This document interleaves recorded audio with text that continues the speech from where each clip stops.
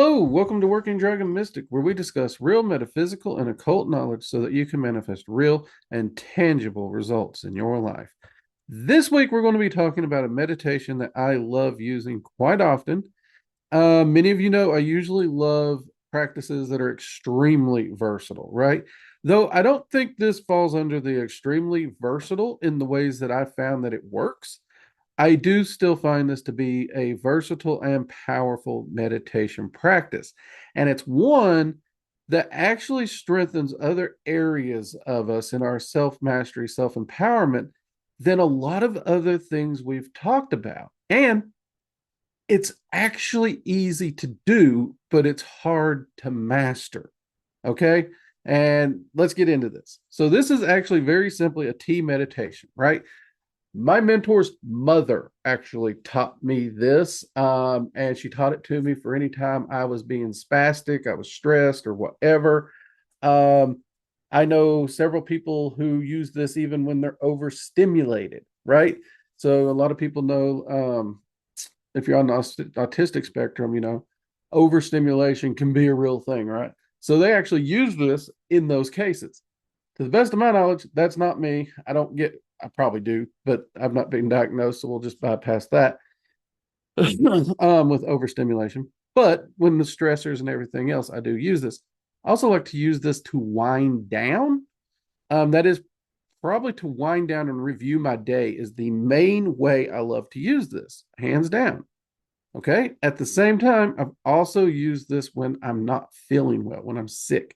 Um, or even when I need to heal physically, not just, like the flu or something, but like, let's say I overdid it at the gym. Some of you know I cut my hand open pretty badly just a week or two ago. I used it to accelerate healing there. Um, so I've really found it works really well for healing on top of that. But like I said, reviewing my day, calming down, unwinding, de-stressing, decompressing is a great way. And especially for those of us who work on computers. Like if you are on a screen, if you are at the office and you're constantly staring at a screen, this will help you unplug from the screen time before bed as well. Okay. So it's a great thing to plug into modern society. All right. Now, it is actually simple. First thing you're going to need to do is you're going to need to make you some tea. You're also going to need to set aside a place where you can sit down with your tea. I actually do have a traditional floor seat that they use in Japan. Even got a little tea table that I use for this. You don't need that. You could use your desk. But you want to make sure there's no TVs on. You want to make sure there's no music on. You want to make sure your phone's not on. You want to turn all electronics off, with the exception of overhead lights. You can use those. Lights are okay, overhead lights, or your desk lamp or whatever. But you don't want flashing lights. You don't want color changing LEDs and all that. You don't want it looking like a disco, and you don't want sounds and distractions and things playing. Okay. So this is one of those where sound meditation is really not as part of it. And you'll see why as we get into this, because that silence is one of the keys we're going for. Okay. So there's a, we're going to go over the core to this and we're going to go to add ons after. Okay. Now, the core of this is you're going to make your water and you want to make yourself 8 to 12 ounces of tea. I usually do 12. In fact, I actually made my tea here for this video in a cup that I use quite often. Um, so yes, I have a bunch of these in case people's wondering. I got more than one of those. Now, oftentimes, especially during the week, I will use an electric kettle. I'll get my water boiled as soon as it clicks. I pour it over that. That's fine. Now, anyone who's ever used an electric kettle, you know that water is way too hot to drink, and that is actually okay. So you're going to go. You're going to sit down. You're going to focus on your breathing. And when I say focus on your breathing, don't count. Just focus on the breathing in, breathing out deeply. That's it. You can close your eyes if you want to. You can put your hands on the cup, feel the temperature of it. Don't hold it. Like I got a cup in there if it's screaming hot, and if I don't let go, it will burn you. So, don't just hang on to it. Just feel the warmth on it. Don't be stupid. Okay. And I want you to just calm yourself, relax, pay attention, and listen to the silence, right? I want you to be comfortable with the silence. And I want you to breathe. Really take some good deep breaths. Just be there.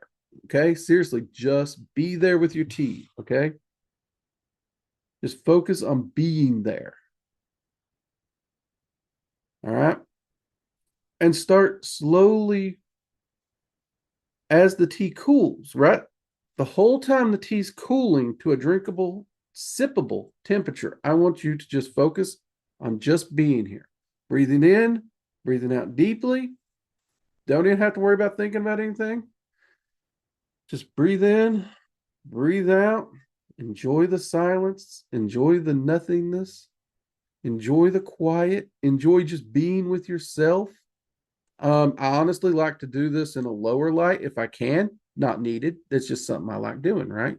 So you could do this by candlelight. You could do this by whatever kind of light you want, as long as it's not flashing and distracting or too bright. You don't want it to be too bright so it's distracting. Just be there, right? Now, I usually will probably sit here for 3 to 5 minutes before I do anything else. Okay. This isn't a short meditation, but this is taking time out. Okay. We're learning to be patient, we're learning to disconnect.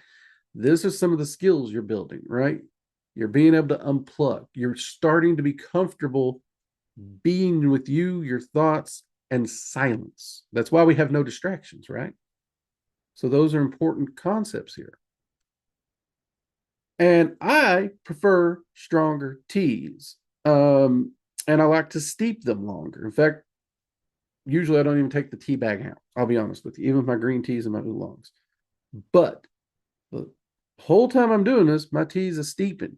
I find 3 to 5 minutes does two things for me. Not only is it a great way to actually decompress, relax, unwind, feel the stress melt away before I move on, but it also gives my tea time to steep. Okay. Now, is it steeped to your absolute perfection? That doesn't matter. And I'll tell you why in a second. So once it is sippable, once you've taken 3 to 5 minutes, I want you to take that cup and I want you to take one sip of it.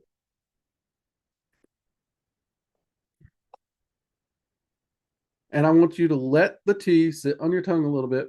I want you to pay attention to the flavors. I want you to pay attention to how strong it is, how weak it is. Try and pick out any flavor in there you can, right? If it's Japanese green teas, a lot of people think it has a grassy, hay-like flavor to it. That is pleasant. I must say, pleasant. If it's an American green tea, more people associate it with like a toasted sesame seed, right? So even green teas will have variances. This will also give you a chance to try teas and pick out the different flavors. Oolong teas, a lot of people say they have a very smoky texture or flavoring. Some people even compare them to scotches. Smoky, yes. Scotch, I don't know about that. This one tonight I'm drinking is an Assam tea, which has a very malty flavor to it, which I've just found early last year, and I've fallen in love with it. Okay. Now, once it is at a temperature where you can safely sip it without burning yourself, okay? If that first sip was too hot, take a little more time, relax.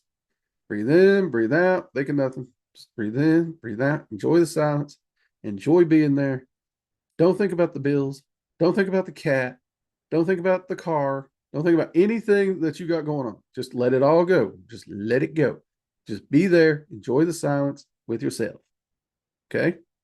Now, once you're able to take a sip and the temperature is at a point where you know you can mindlessly sip this without burning your tongue, let's be honest, we've all done it. That's when I want you to shift your focus to whatever it may be. In this case, the majority of the time, I want you to think about your day. I want you to think about all you accomplished today. I want you to think about all you got done today. And I want you to truly take time and think about it. Your timer for this meditation is your cup of tea. Now, this is a 12-ounce cup of tea. I can actually sit and sip on this. If I'm doing nothing else, I can sip on this for 30 minutes to an hour. Okay. Now, yes, I could chug this. I can chug a 2 liter if I want to, but we're not chugging, we're sipping. So you can also choose your cups does slightly become a timer for this, right? So if you want a smaller cup of tea, you can do that. But again, you're wanting to take that time and sip. You don't have to keep your eyes closed for this meditation. In fact, most of the time, I stare into the reflective surface of the tea while I do it. I use it almost like a mirror so that while I'm thinking about the things, I'm also, I won't say scrying, but I'm also sort of picturing the day's events replay on the surface of the tea. So it's not like a full scry. You know what I mean? And I replay the satisfaction of everything I got done. I replay all the things that I accomplished, all the things I was able to do. For those who's working with our Musashi's 5 rings path working, you might review your 1%, how well you managed on your 1%, or did you accomplish 2% accidentally today? You know what I mean? You may review that. You want to review the day. Now, you'll notice I focused on what we accomplished, what we got done. What was the highlights of our day? If you got kids, how's your kids doing? Are they doing well in school? Think about your love for your kids. Think about your love for your partner, your spouse. Think about, did you get to go for a walk today? How was that path? How was the park? You want to focus on all those positive things in your life. And I want you to also focus on the things that happen, the things that you have that you can be grateful for. I want you to show gratitude for those while you're doing it. And this whole time, you're occasionally going to be sipping. Just a nice little sip. And I do actually want you to do the two-handed sip. I know it sounds silly. I laughed at it when I was first told this. But there is a reason for it. And once I was told the reason and I understood the reason and tried it, it works. So the reason is every movement should be intentional. So when you grab the cup, you should be doing so intentionally. When you bring it to your mouth, you should be thoughtful and controlled about it. As should that sip. Remember, we're trying to pay attention to the tea also when we sip on it. We're trying to appreciate that cup of tea. And we gently set it down. This is something I've seen in Japanese culture a lot. And I never really understood the whole two-hand sip that they put so much effort into until my mentor's mother taught me this. But every movement is intentional. Every movement is respectful. Here in the West, let's be honest, even on these calls, you've seen me, I'm just sitting here drinking coffee. I'm not even thinking about it. It's automatic movement, right? You don't want that with this. You want to stop, slow down. That's part of this. We are slowing down, especially in Western culture. We really don't know how to slow down. We suck at it. This is going to force us to slow down. We're forcing ourselves to be with ourselves, with our thoughts in silence. That is something that is very hard for most people this day and age because our thoughts, fears, and everything will creep in when there's silence, when there's not distractions. But this is the greatest time for wisdom, insights, and a clear outlook on how you're doing and where you're going. Okay? And now, after you've looked at all the things that you're grateful for, how well your day went, I want you to take a few minutes. My usual is about a third of the way down the cup, give or take. That's when I'll shift gears. What could I have done better today? Where could I have made a slight adjustment, not perfection, but slight adjustment to improve upon something? Did I lose my temper at the checkout line? Did I get upset with the self-checkout or the cashier? Did I have a little road rage? If you're on a diet, did you eat something you shouldn't have? Did you cheat on your diet? If you're on a workout plan, did you skip your workout? Right? There's so many. Were you short with your children or your spouse? Right? That's something we don't want. We don't like that when we do that, right? So pay attention to those things. Examine them. What were they? How could you, if you could have, made an adjustment? What can you seek to do better in the future?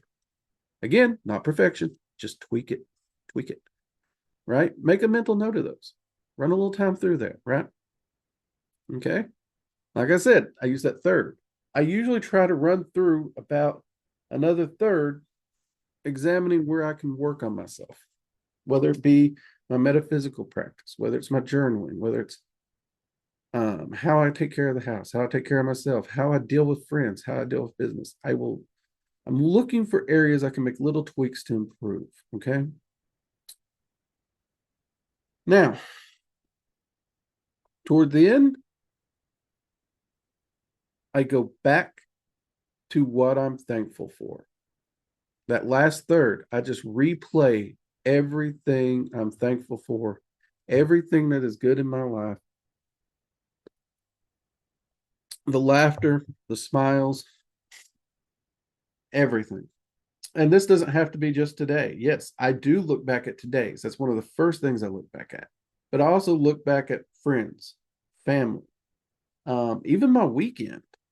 Okay. Like tonight, when I sit down to do this, I will probably be replaying my weekend and the laughter and the side splitting comical happenings of Saturday night, right?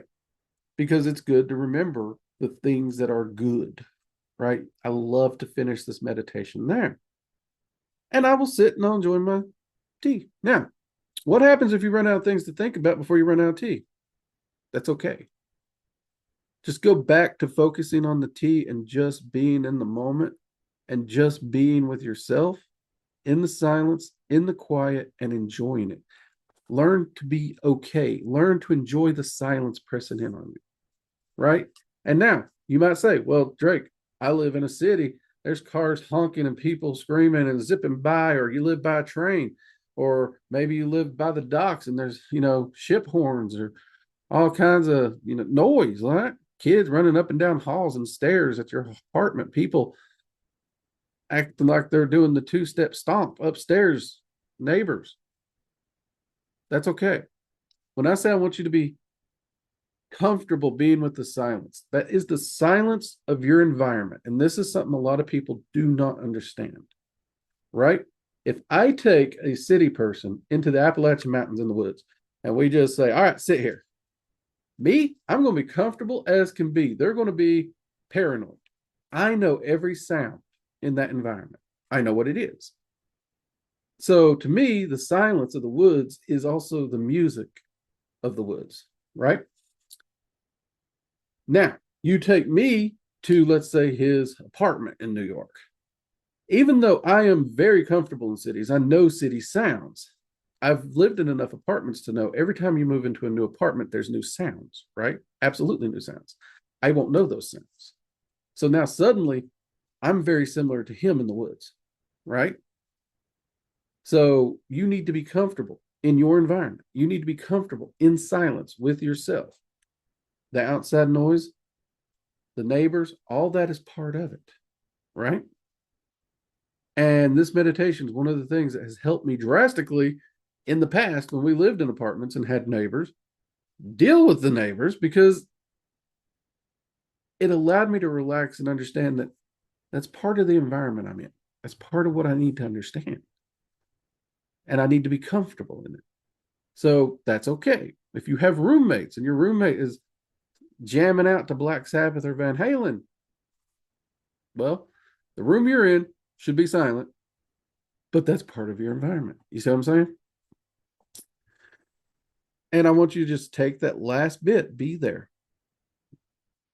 enjoy it, sip it down to the end. When you're finished with your cup, I want you to get up, take your cup into the kitchen, rinse it out, put it in the dishwasher, or if you clean it completely, put it in the dish drainer, whatever it may be, and that'll be the end of your meditation. Okay? Now, that was for reviewing your day. If you want to focus on healing, it's the same thing. It's just instead of putting your focus on reviewing your day, You put your focus on healing exactly what it is you want to heal, right? In the case of cutting my hand open, my focus was on my hand. Um, grant you, I had to adjust my grip a little, but at the same time, technically it kept my focus on my hand.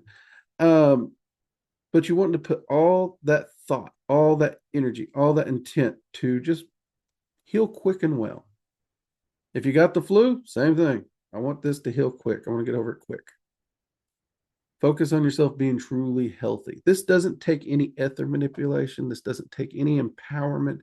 Just put your focus there in the moment, in your being. Because if your thoughts and your focus are there while you're doing this, your body's naturally going to focus its ether, the surrounding ether, the environment, because we're taking part of the environment. We're letting that silence sit with us. So the natural ether in our environment is taking part in this with us. All those things are going to follow your thought, right?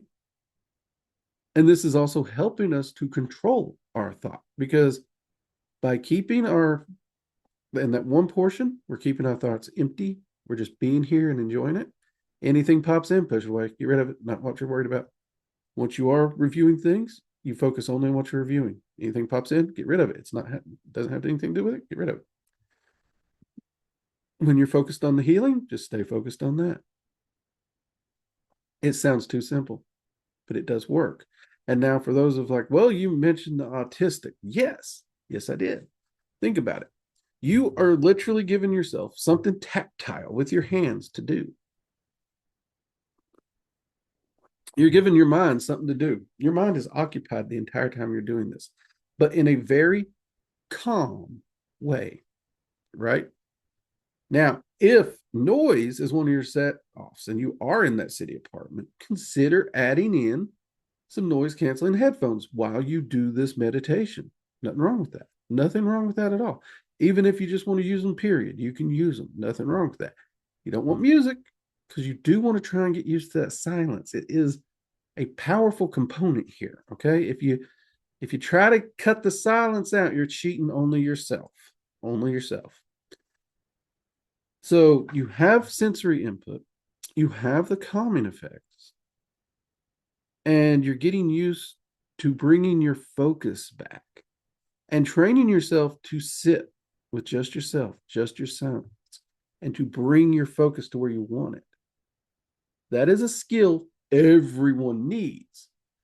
And the theory, at least on the autistic scale, I don't think it's proven. I think it's a theory at this point, is that training that focus also helps them to focus in on the calm, and that drops down that overload and brings them back to a center point. That's the going theory as I understand it. And it gives you a chance to sit and enjoy whatever your beverage is. I do recommend tea. It can be an herbal tea, non-caffeinated. You could even do it with coffee. Though I do it so late in the evening, I try to switch over from coffee just because I need something to change up my day. Coffee doesn't really keep me awake. I just like having a different evening beverage. So you could do that. I've even done it with electrolyte water before. So you could use whatever you want. I would stay away from carbonated beverages. I do not know why, but myself and everyone else I know agrees carbonated beverages do not seem to work here. They really don't. Cold beverages can work in summer, but unless it's really hot and muggy like the South, you generally want to stay to a warmer beverage. Because if it's really hot and muggy, that cold beverage can bring a relaxing release of the day. So that would be the case.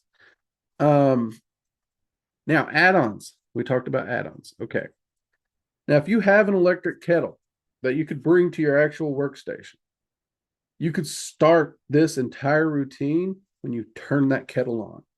Okay. So now you do have that wonderful silence. You have that wonderful focus.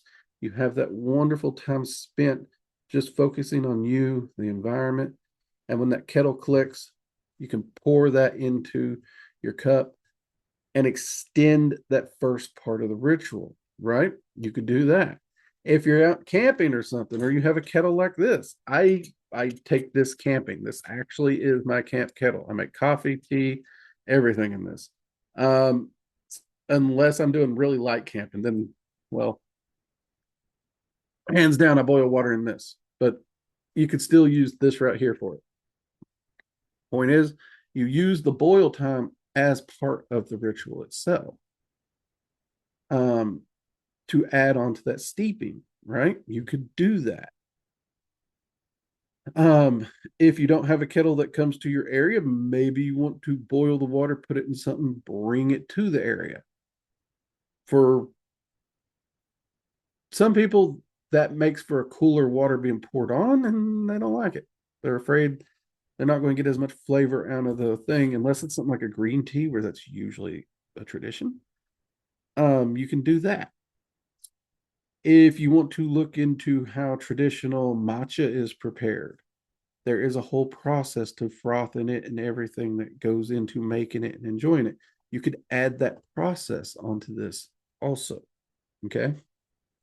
Um, you could even add a light nibble of food to this if you so wanted, something light.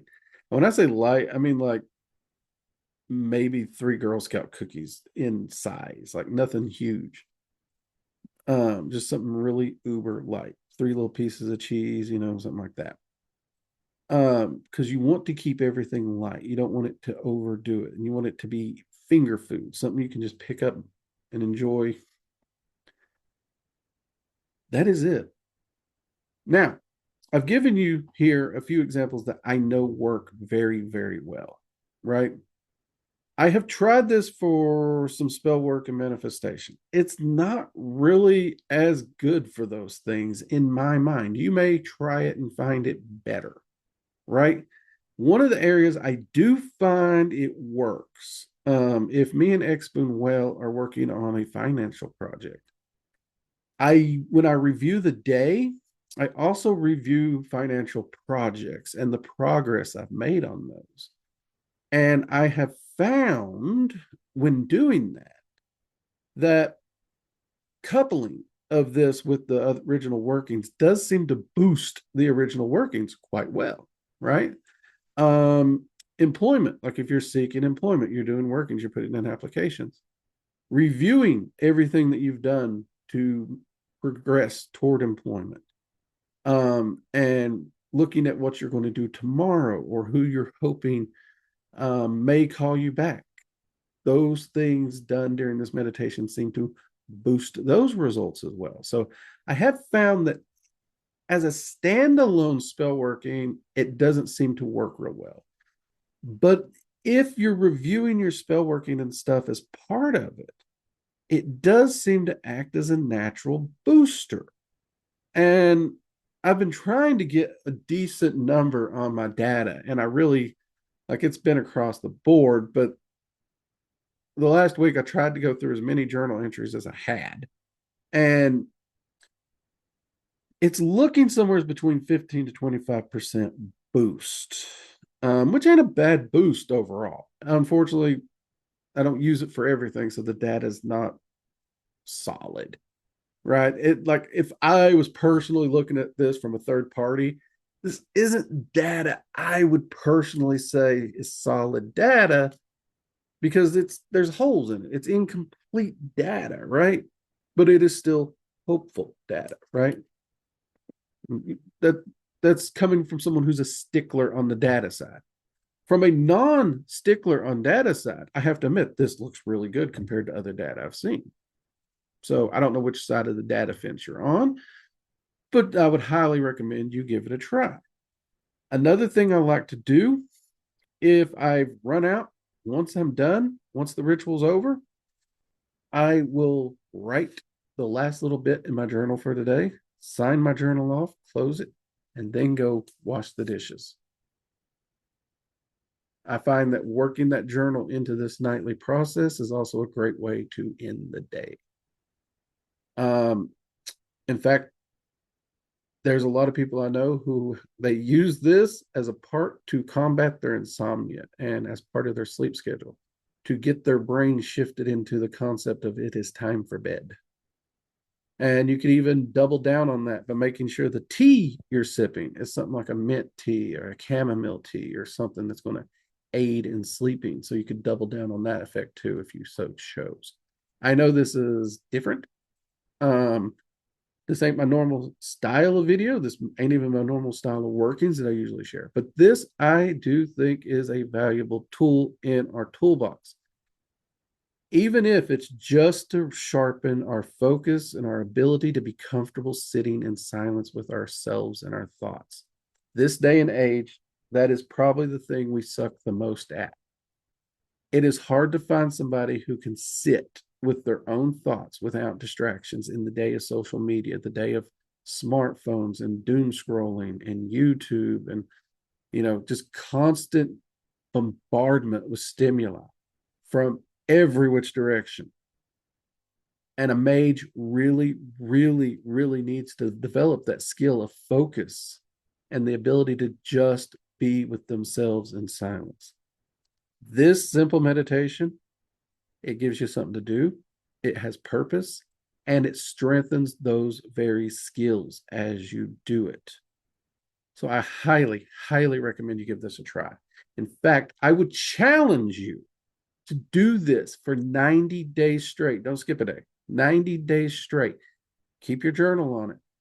And at the end of the 90 days, where you at? How you doing? How you sitting? How's your focus? I think you'll be amazed at how your focus has adjusted, how your stress levels have dropped, how your sleep has improved. I really do. All right.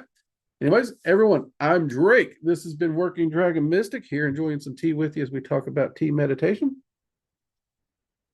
and sharing a bit of wisdom and knowledge that honestly, I view my mentor's mother as family. She's practically my godmother or mother-in-law. I don't know what you call her, but I love her to death. She is like a mama to me. So it's a real treat to be able to pass this on to the community. All right. Until next time, everybody, I'm Drake. This has been Working Dragon Mystic. Take care. Bye-bye.